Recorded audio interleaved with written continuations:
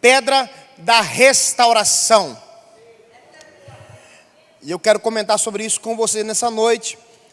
A palavra de Deus diz em João capítulo 8, verso número 7 assim: eles continuaram a exigir uma resposta, de modo que ele se levantou e disse: aquele de vocês que nunca pecou, atire a primeira pedra.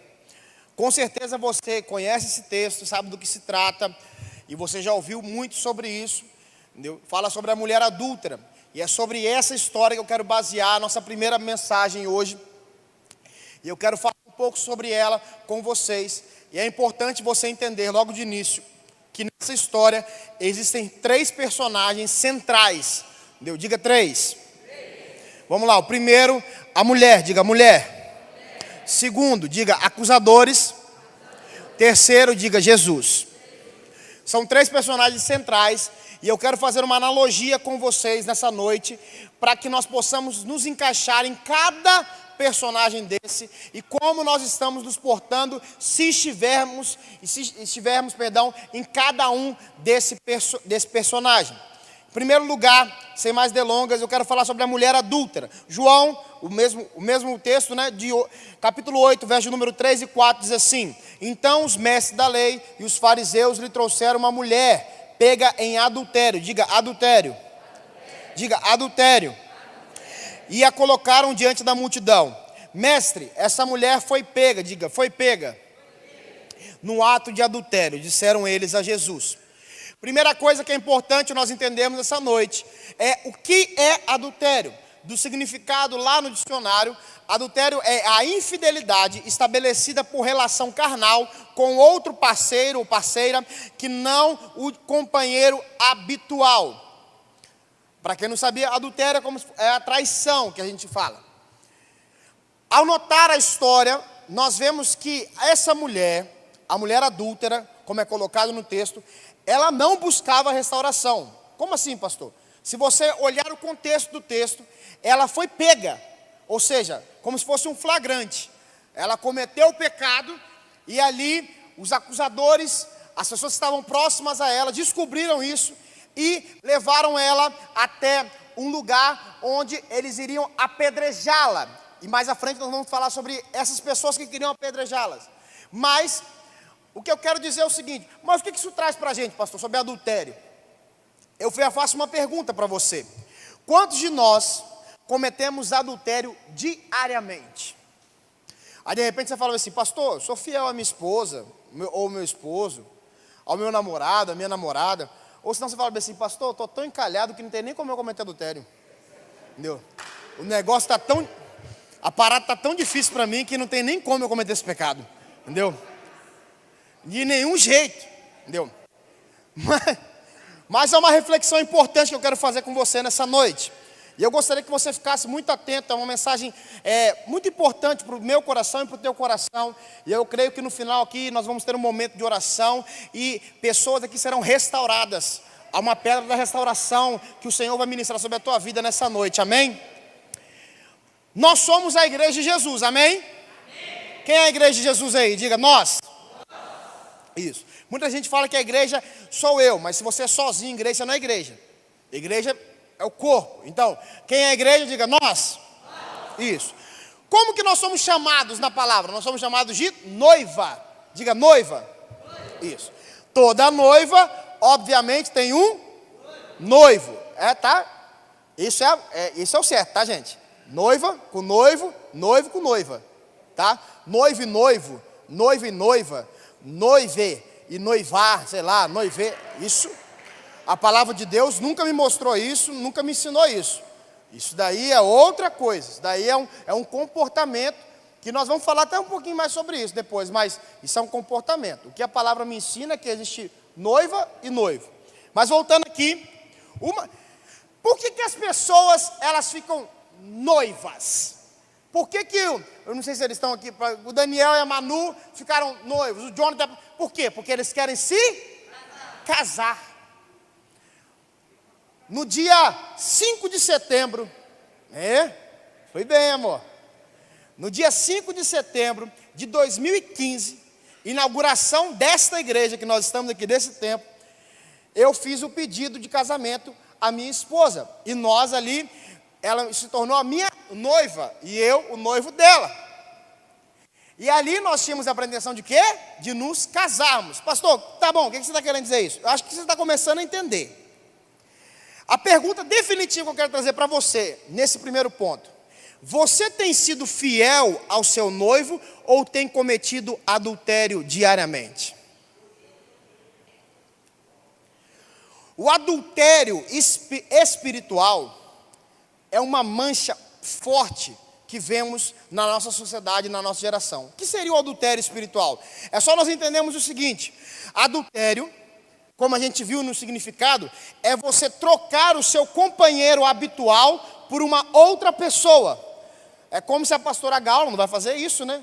Óbvio, porque tem esse lindão aqui, nem eu vou fazer, mas é como se ela trocasse essa perfeição por outra pessoa. Mas aí, ou se eu trocasse aquela obra-prima e perfeição de Deus por outra pessoa. Então você está começando a entender. Hoje, há uma facilidade muito grande, infelizmente, de trocarmos aquele que nós temos um compromisso, aqueles que nós nos relacionamos, aquele a qual nós queremos nos casar. Sabe, a palavra fala sobre uma festa de casamento, que é nós, que somos nós, com Jesus. E tem gente que está quase perdendo o convite para essa festa. Eu vou só segurar um pouquinho aqui, porque tem gente conversando junto comigo. Entendeu? Eu gosto que vocês participem, mas sem desrespeito à casa do Senhor. Amém? Amém? Posso falar isso também? Posso, né? Entendeu? Amém? Vocês continuam me amando, né? Amém. Então tá bom. Então vamos voltando aqui. Então por que nós trocamos, pastor? Nós trocamos por coisas que aos nossos olhos parecem melhores. De repente, graças a Deus, você escolheu o melhor lugar para você estar, que é na casa do Senhor. Mas tem gente que não está aqui porque está adulterando hoje. Como assim, pastor? Pelo amor de Deus, o irmão não pôde vir porque ele tinha um compromisso e tal. Eu não estou falando desse. Tem gente que de repente trocou estar na igreja, participar de um culto, por ir numa festa rave, por tomar alguma coisa num boteco com alguém, ou ir em outro lugar que não lhe faz bem. Então, de repente, você pode estar adulterando com Jesus por festas, por amizades, por relacionamentos amorosos, por dinheiro, por mentiras, por bebidas, por hipocrisia e por aí vai. Existem inúmeras coisas que muitas vezes nós trocamos Jesus, trocamos o nosso noivo por uma outra coisa. Por uma outra coisa que aos nossos olhos se parece muito melhor. Sabe, nós tínhamos aqui na igreja, presencialmente, agora está tendo mais online, vamos dizer assim, né? Nós tínhamos a alvorada, certo? Que era todo dia, de 6 às 7 da manhã. E agora nós estamos tendo por causa da pandemia, mas daqui a pouco nós já vamos voltar já, porque essa pandemia está acabando, em nome de Jesus. Mas muitos ministérios, supervisões continuam fazendo de forma online, entendeu? E as pessoas, elas trocavam muitas vezes a alvorada para dormir mais. Por que eu estou falando disso? Porque amanhã, eu posso falar porque já não tem mais vaga, amanhã tem um futebol do pessoal da igreja, entendeu? Top, futebol top. Eles marcaram 6:30 da manhã, acho top, cedinho, fresquinho e tal. E eu garanto para vocês que quem está naquela lista lá, 6 horas vai estar lá. Aí para os 18 que botaram o nome na lista aí, porque essa daí é específica mesmo, Marcelo. Essa daí, eu falo que eu não dou indireta, essa daqui é direta mesmo. Será que esses 18 que estarão lá, estariam numa alvorada também amanhã? Aí de repente você fala bem assim, bate mesmo, pastor, futebol. De repente você passa a noite assistindo Netflix também, não vai na alvorada. Então, o que eu estou querendo dizer? Brincando, mas nós temos uma facilidade muito grande, muitas vezes, de trocar o nosso relacionamento com Jesus por algo que é terreno. Eu não troco o meu relacionamento com Jesus por causa do meu relacionamento com a minha esposa. Pelo contrário, nós nos relacionamos juntos com Jesus. Por quê? Porque a pessoa mais importante, aquela que você tem que casar mesmo, é Jesus. Eu só casei com aquela mulher ali porque Jesus deixou. Porque senão eu me acho muito bonito, graças a Deus, mas eu acho ela muito mais que eu. Como é que o pessoal fala? É muita areia pro meu caminhão, né? Entendeu? É muita conversa, irmão. Acho que eu preguei muito ali, ó. Antes de fazer essas mensagens aqui, ó. Hoje em dia o negócio, né? Tá muito tranquilo, né? Hoje em dia o cara fala, Pai do Senhor, ai, apaixonei, Pai do Senhor, que paz que eu senti do Senhor quando Ele falou comigo. Entendeu?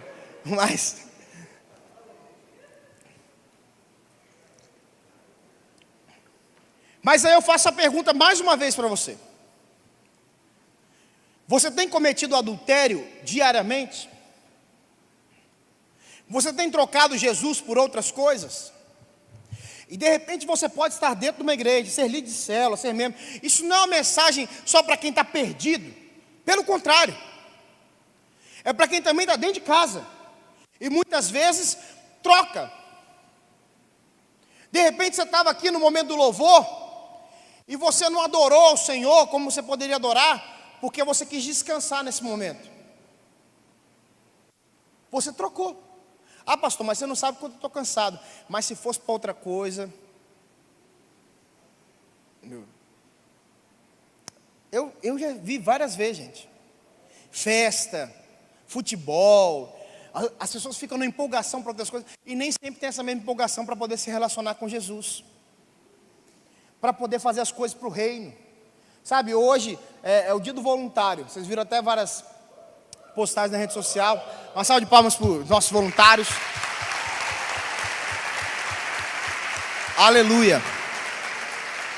E ontem, no salto da extensão, eu até falava sobre isso. Sobre a questão da pessoa ser alegre em servir. Entendeu? Alguns que servem em alguns ministérios aqui, já tomaram alguns tapas abençoados meus. Entendeu? Com muito carinho, com muito amor. Entendeu? Não é tapa de bater não, gente, forte não, tá? É tapa tipo assim, sorrisinho, alegria. Porque tem gente que parece que vem servir, pelo amor de Deus. Você vem para se alegrar, você entra em depressão. Por quê? Porque a pessoa está trocando. Trocando o quê, pastor? Trocando, ela está trazendo os problemas lá de fora para o relacionamento dela com Jesus. Sendo que ela tinha que trazer Jesus para dentro do problema dela. Então, de repente, você achava que não era adúltero. Mas, de repente, agora você está pensando assim, pastor, de vez em quando eu dou uma adulterada aí. Entendeu? De vez em quando eu dou uma trocada. É difícil. Mas eu creio que muitos nessa noite vão experimentar da pedra da restauração. Como assim? Viver uma vida íntegra, totalmente voltada. Pastor, você não erra, pastor? Claro. Eu preciso todos os dias da graça e da misericórdia de Jesus. Mas já faz tempo que eu decidi a nunca trocar o meu relacionamento por Jesus, por coisas desse mundo. Eu estou entrando na fase mais adulta da vida, né? Eu sou um jovem ainda, tá? Mas depois que a gente tem filho, a gente vai entendendo que a vida adulta vai chegando. Entendeu? Para quem não, ano que vem eu vou fazer 30 anos. Entendeu? Mas estou na flor da idade ainda. Mas eu entendi que tudo aquilo que eu passei na minha juventude, eu não perdi, pelo contrário, eu vivi as melhores coisas que eu poderia viver como jovem, como adolescente. Porque de repente você é um jovem adolescente que está aqui, e você está com um pensamento bem assim, pastor, daqui a pouquinho eu me entrego totalmente ao Senhor que eu falo a Deus, tá? Daqui a pouquinho eu me entrego totalmente à igreja, mas deixa eu curtir um pouquinho minha juventude. Eu tenho duas coisas para te dizer. Primeiro, o melhor lugar para você curtir é na presença do Senhor. Segundo, cuidado.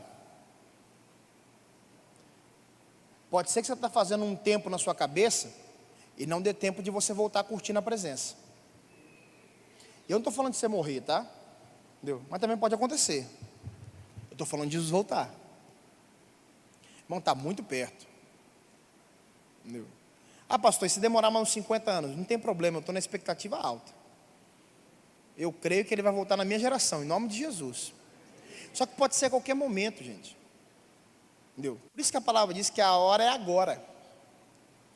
Então decida hoje não adulterar, não trocar Jesus por outras coisas, por mais que aos teus olhos pareça muito melhor, por mais que aos teus olhos pareça algo muito mais vantajoso para você. Pastor, estou encalhado faz 6 meses, 6 anos, entendeu? Consegui uma namorada, estou namorando, para a glória de Jesus, mas aí eu vou começar a vir um salto sim, um salto não. E eu não estou falando a respeito da igreja, tá? Ou de estar na igreja. Quando a gente cita isso, é porque quando a pessoa ela começa a dar esses sinais, quer dizer que ela está ficando mais fraca. Por que você vinha todos antes e agora não quer vir mais? Está entendendo? Aí de repente você começa a trocar o seu TSD para poder ficar numa ligação de vídeo com a pessoa. Entendeu? Aí você passa 3 horas falando com ela e 15 minutos falando com Jesus. Você acha que você não está adulterando? Você acha que você não está trocando? Então é bem para você refletir. E essa parte é para jovem, adolescente, adulto, velho. Nós não podemos negociar o nosso relacionamento com Jesus por coisas deste mundo. Nada deste mundo se compara a um relacionamento com o noivo. Nada. Pastor, eu venho na igreja todo dia. Pode ser que você venha na igreja todo dia e não tenha relacionamento com o noivo. Nada. Amém? Segundo, os acusadores. João 8,5 diz: a lei de Moisés ordena que ela seja apedrejada. O que o Senhor diz? Aí eles perguntaram para Jesus. Entenda uma coisa muito importante, filhos. Nós não podemos confundir sede de justiça com justiceiro. Pastor, porque a palavra fala que nós devemos ter sede de justiça. Sim, mas você não é um justiceiro. Como assim? Você não vai fazer justiça com as próprias mãos. A justiça é dele. É de Deus, não é nossa. Você não pode confundir confrontar o pecado com ferir o pecador. Eu confronto o pecado, mas eu não firo o pecador. Ah, mas ele vai se sentir constrangido, ferido. Mas isso daí é por causa do erro dele, não pelo que eu estou falando. Você está entendendo? Está entendendo, gente?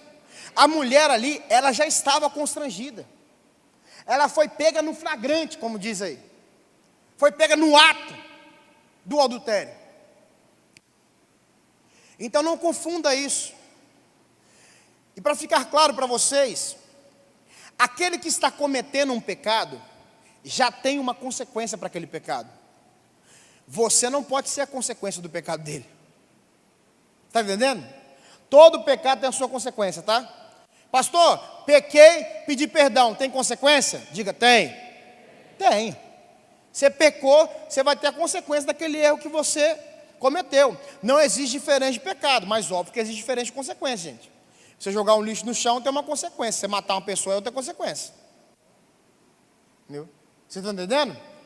Mas os dois pecados, eles te afastam e te colocam longe do relacionamento com Jesus. Eu já citei, já fiz esse teatro aqui algumas vezes aqui, chamei até algumas pessoas, eu não vou chamar não, a respeito de quando você peca. Você está cercado por uma redoma de anjos, amém? Em nome de Jesus. Quando você peca, você abre uma brecha, que a gente fala. Quando você abre essa brecha, Satanás que está bramando como um gatinho, né? Ao seu derredor, ele entra e faz alguma coisa com você. Pastor, mas eu pedi perdão. A brecha vai ser o quê? Fechada. Amém? Mas já deu tempo. Quando você tem uma goteira na sua casa, quando você fecha ela, para de cair água, não para? Mas enquanto você não fecha, ela continua o quê? Gotejando. Então, voltando aqui para os acusadores. Nesse tempo que nós temos o crescimento de maldade, de maledicência, de impureza, de censura, de prisões, entendeu? Que está começando a acontecer no nosso país. Nós não podemos ser os acusadores, mas ao mesmo tempo, nós não podemos estar conformados. Ih, pastor, aí complicou, hein, pastor? Eu acuso ou não acuso? Eu me conformo ou não conformo? Eu creio que tudo se resume em uma palavra. Repita comigo assim, ó, equilíbrio. Equilíbrio, diga, equilíbrio. Vira para você e fala assim, ó, equilíbrio. Equilíbrio é o que, pastor? É você confrontar o pecado, mas não machucar a pessoa. É você se posicionar a favor da verdade, mas não ser um justiceiro. Pastor, o senhor está falando isso? O senhor é um cara posicionado, fala um monte de coisa. Tá? Falo e vou continuar falando. Aquilo que não está na palavra de Deus, eu vou continuar ministrando para que as pessoas aprendam o que é a verdade. E quem me segue vai ter que ver. Eu estou vendo algumas coisas que estão acontecendo no país, e eu estou vendo que isso não procede de Deus. E eu vou me posicionar. Eu vou estar inconformado com isso, mas eu não vou ser a pessoa que atira pedras. Por quê? Porque nós precisamos ganhar as pessoas para Jesus. Amém? Amém? Pode ser que você não goste de algumas autoridades, ou eclesiásticas ou civis, mas você tem que orar por elas. E se elas não são cristãs, se elas não seguem os preceitos cristãos, que você ore para que Jesus tome o coração dela. Do nosso prefeito, do nosso governador, do nosso presidente. E nós continuamos orando. Mas, se eles fazem algo que diverge da palavra de Deus, você não pode concordar. Você não pode se conformar. Seja ele prefeito, governador, presidente, ministro do STF, entendeu? Seja ele o que for, você não joga as pedras, mas você também não é trouxa. Vira assim e fala assim, ó. Fala assim, ó. Crente não é trouxa, não. Porque as pessoas têm esse costume, né? De olhar para o cristão, de olhar para o crente, né? E falar bem assim, ei, você não pode se revoltar porque você foi mal atendido. Ei, você não pode fazer uma reclamação na minha empresa, porque você é crente. Como que você discorda? Nós somos crentes, mas não somos besta, gente. Entendeu? Porque criou um negócio que crente tem que ficar o quê? Calado, orando. Entendeu? Amém, a gente pode ficar orando, mas calado não. Se calar, as pedras começam a clamar. Então, a gente tem que ficar bem assim, amém, sim. O pastor falou que a gente não pode ser acusador, então, o que tiver que jogar para cima de mim, pode jogar. Pecado? Sim, vou pecar, porque eu não posso acusar. Sim. Por isso eu estou tomando muito cuidado para explicar o que é isso aqui. Agora, você não vai ser a pessoa que vai tirar a primeira pedra. Por quê? Porque a própria palavra diz, antes de você tirar o cisco do olho do teu irmão, tira a trave que está no seu. Como assim? Cisco é um negócio grande? É um negócio que você não vê, é pequeno. Trave é o quê? Que a palavra é um toco de madeira, como se fosse um troco de madeira. Isso é um trave de futebol, um pedaço de uma trave de futebol. Ou seja, o que a palavra está querendo dizer? Antes de você corrigir o pecadinho, vamos dizer assim, o errinho do seu irmão, com certa cagada que você está. Está entendendo? Amém? Toda vez que eu venho pregar para vocês, ou eu, a pastora, ou quem tiver, a gente prega para nós antes. Por quê? Porque se eu pregar algo aqui que eu não estou vivendo, se eu pregar algo que eu não busco viver, eu estou sendo hipócrita. E eu estou ministrando morte na tua vida. E eu, graças a Deus, pode ficar tranquilo, eu não sou um dos falsos profetas, tá? Não tenho gabarito para isso. Nem sou parente do anticristo, nada disso. Estou aqui como servo do Senhor, né, amor? Não, nós estamos juntos aí. Então, diga assim, equilíbrio. Nós dizemos aqui na família que nós pastoreamos pessoas livres. Aí o cara pensa bem assim, já que é livre, meu amigo, eu sento e faço o que eu quiser, e eu faço o que eu quiser, eu bato na cara de quem eu quiser, Calma, não confunda liberdade com libertinagem. Eu quero ficar com essa, quero ficar com essa, quero ficar com essa. E aí da igreja se me tirar da liderança, me fazer alguma coisa comigo. Por quê? Porque nós pastoreamos pessoa livre. Se eu quiser pegar todo mundo, eu posso pegar todo mundo. Pega. Eu não sei o que é pior, se é você ou se é quem deixa você pegar ela.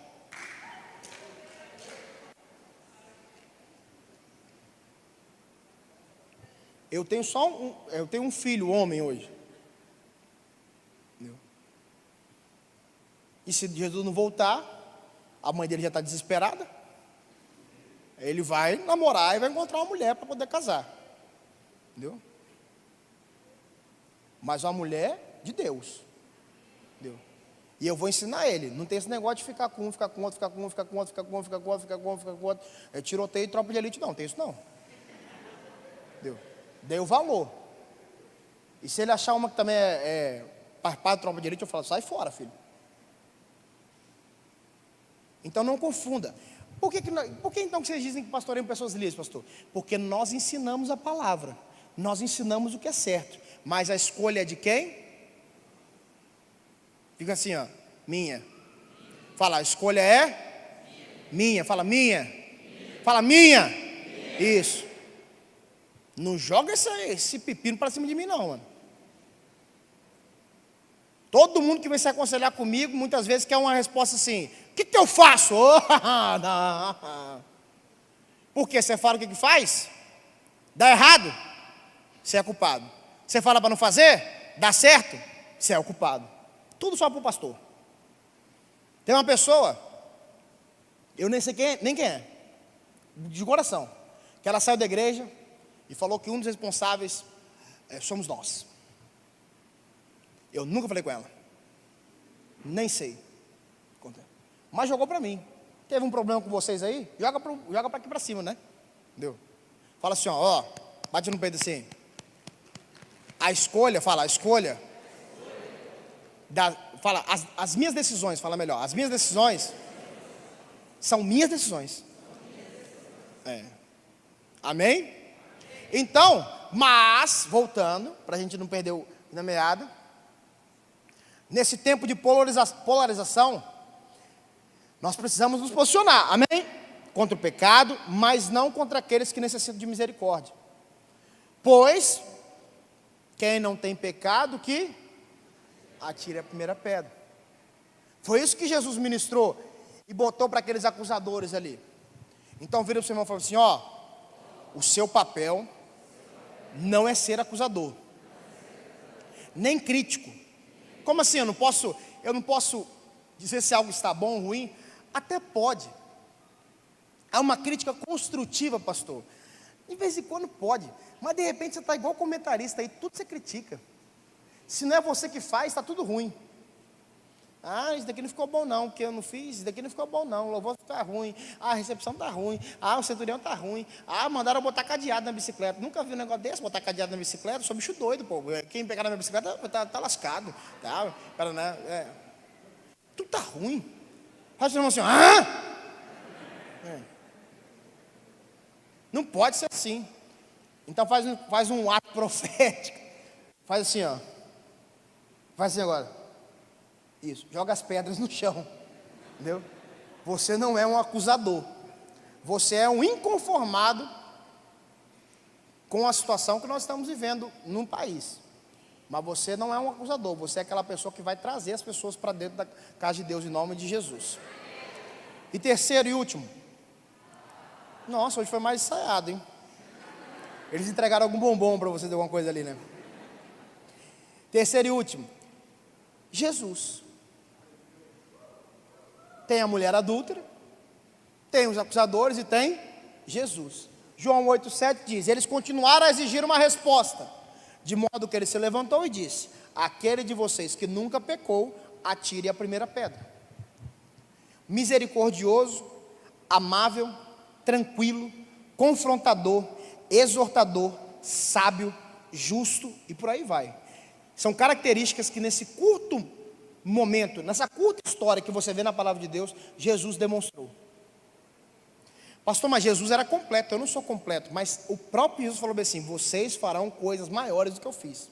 E de repente a gente só olha para quê? Para o cego enxergando, para o coxo andando, para a multiplicação dos pães. Mas isso daqui também nós devemos nos espelhar. Como proceder numa situação dessa? E olha, vou repetir as características que eu achei, você pode deixar até outras bobear. Misericordioso, amável, tranquilo, confrontador, exortador, sábio e justo. nesse momento, nessa pequena história que nós vemos na palavra de Deus, é a expressão clara que nós saímos do tempo da lei e entramos para o tempo da graça. É o puro antes e depois de Cristo. Por quê? Porque os acusadores vieram para Jesus e falaram bem assim: ei, a lei de Moisés diz que nós devemos apedrejá-la. Eles queriam pegar Jesus na armadilha. Eles queriam pegar Jesus pelo laço ali. Porque Jesus fala antes que ele veio para cumprir a lei. Mas ele entendeu que era o tempo da graça. Aí você vai falar bem assim: então Jesus deixa a gente pecar de boa. Vou repetir o que eu vi aqui, ó, que eu percebi no texto: misericordioso, amável, tranquilo, confrontador, exortador, sábio e justo. Jesus teve compaixão da mulher ao livrá-la do apedrejamento. Teve tranquilidade para não ser movido pelas vozes externas que gritavam e tentavam fazer com que ele caísse nessa armadilha. Se você ler o texto, sabe o que Jesus estava fazendo quando ele chegou lá? Chamaram lá, Jesus estava escrevendo na terra. Aí você viu um pedacinho ali no vídeo ali, igual criança mesmo. Jesus estava assim na terra, assim, ó, de vez escrever assim, ó, tá, Deus, Yeshua, céu invadindo a terra, tal, escrevendo. Como Jesus era um cara inteligente, estava botando Flamengo, tal. Brincadeira. E não está isso na Bíblia. Mas ele estava escrevendo.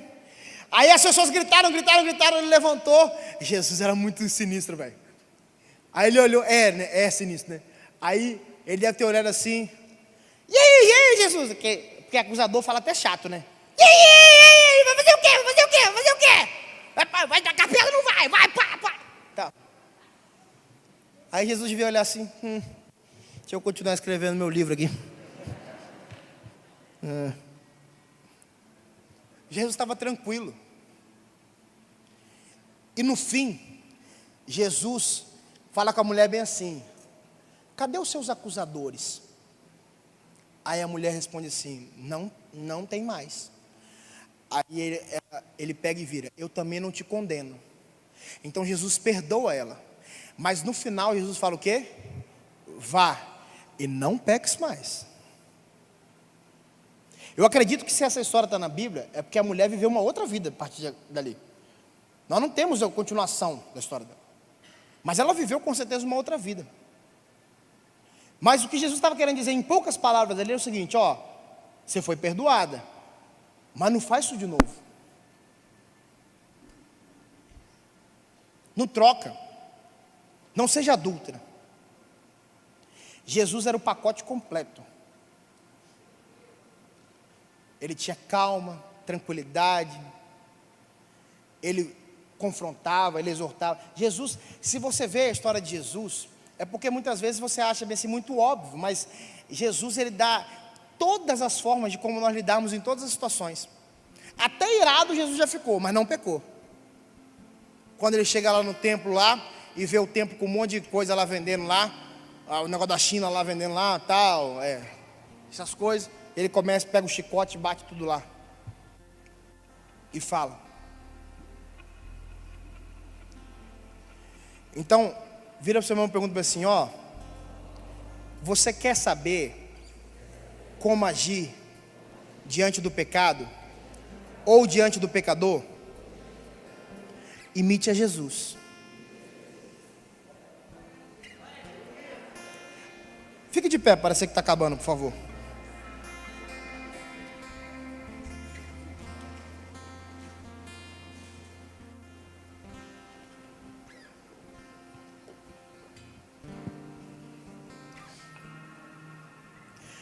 Algo importante que nos faz voltar ao tema da ministração,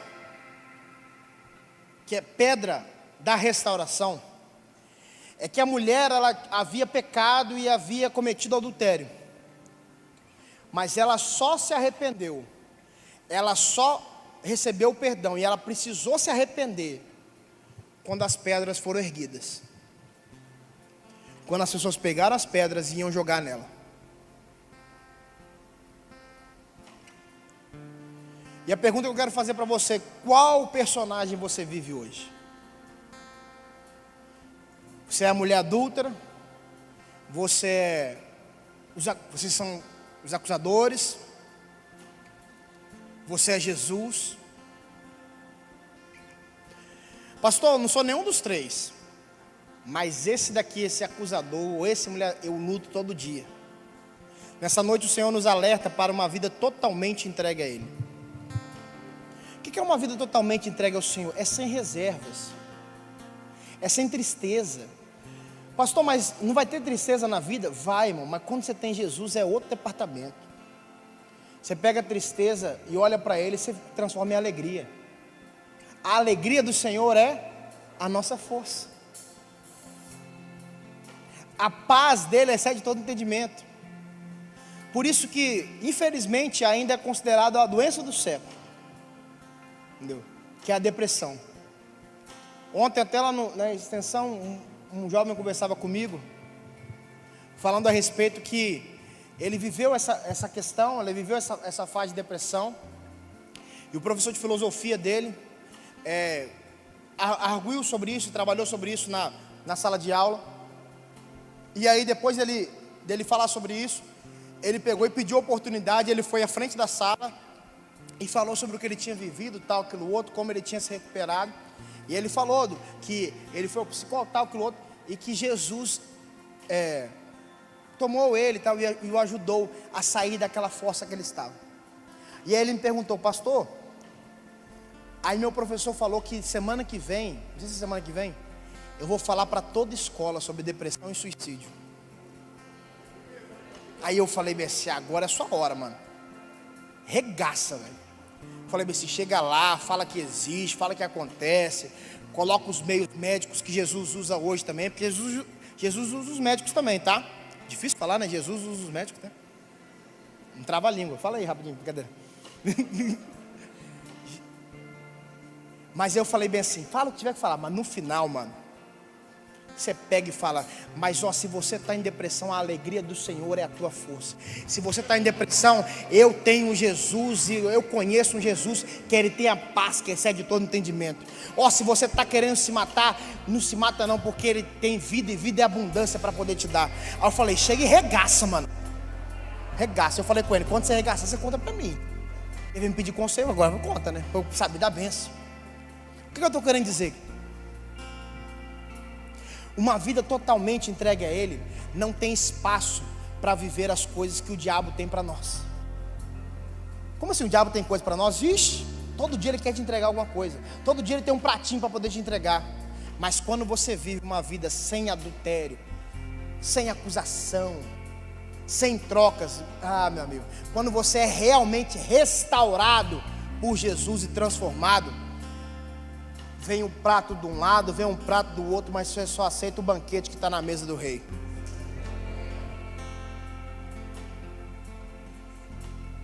Também nos mostra a necessidade de sermos posicionados a favor da verdade, sem nos esquecermos mais uma vez que não fomos chamados para acusar, mas para amar.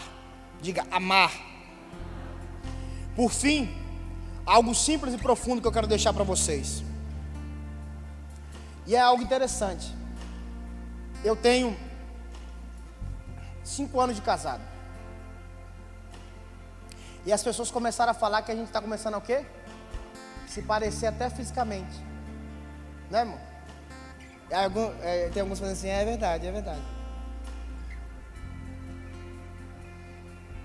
E aí vai uma chave para você. Quanto mais perto do noivo você caminhar, mais parecido com ele você vai ficar. Quanto mais perto do noivo você caminhar, quanto mais relacionamento você tiver, as situações vão se apresentar diante de você, situações difíceis de resolver, mas você vai estar o que? Caminhando com o noivo. Ele vai te ajudar a sair daquilo ali.